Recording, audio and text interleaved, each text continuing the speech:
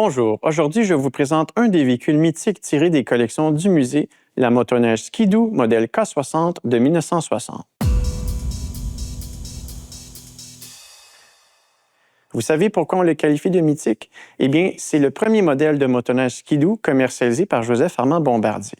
C'est également la première motoneige de série destinée à des fins récréatives et elle aura un immense succès auprès des sportifs et des amateurs de promenade. À la fin des années 1950, Joseph Armand Bombardier travaille sur le développement d'un véhicule léger pour le transport d'1 à 2 passagers. Il rêve de mettre au point une motoneige miniature. Plusieurs prototypes seront mis à l'essai.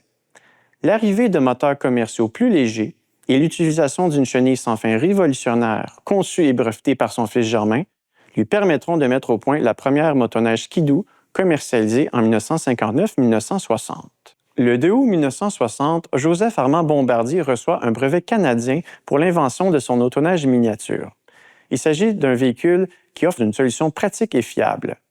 Il sera commercialisé sous la marque Ski-Doo pour les personnes qui doivent se déplacer en hiver dans des régions isolées, telles que les missionnaires, les trappeurs, les prospecteurs, les gardes-chasse, mais rapidement, il suscitera de l'engouement auprès des sportifs. Dans une lettre du 9 novembre 1959, dédiée à ses concessionnaires, l'Autoneige Bombardier Limité est fier de présenter un scooter motorisé, le Ski-Doo, qui sera disponible pour la prochaine saison.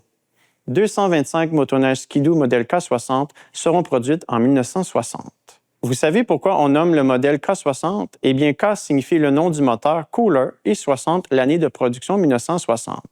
Les motoneiges Ski-Doo K60 sont légères et petites et répondent au rêve de Joseph Armand Bombardier de concevoir un petit véhicule polyvalent.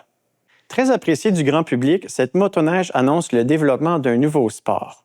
Dans une lettre dédiée au concessionnaire du 4 janvier 1960, Alphonse Raymond Bombardier, gérant des ventes à l'Autoneige Bombardier Limité, précise « Il n'est rien de plus agréable et d'aussi plaisant que de skidouer. Ce nouveau sport consiste à circuler en groupe de 2 ou 3 skidoo en plein champ, au-dessus des rivières et lacs gelés, dans les pentes, en forêt sans porter attention aux obstacles qui arrêteraient d'autres véhicules. Les femmes et les enfants peuvent conduire cet appareil et leur enthousiasme est incomparable au retour d'une tournée cross-country. » Son châssis de type toboggan est fabriqué en acier soudé et profilé d'une seule pièce. Ce modèle pèse 335 livres ou 150 kg. La K60 est munie d'un moteur Kohler monté à l'avant, 4 temps, 1 cylindre, 265 cc, 7 chevaux vapeur. Elle peut atteindre la vitesse maximale de 40 km/h. Le démarrage se fait à la main à l'aide d'une poignée et d'une corde que le conducteur tire vers lui. Le guidon, composé d'un tube métallique avec des poignées aux extrémités, est indissociable de la colonne de direction. Dès 1960, des numéros de série sont introduits. Ils sont estampillés sur une plaque fixée au-dessus du guidon de la motoneige. Celle-ci porte le numéro 60 199.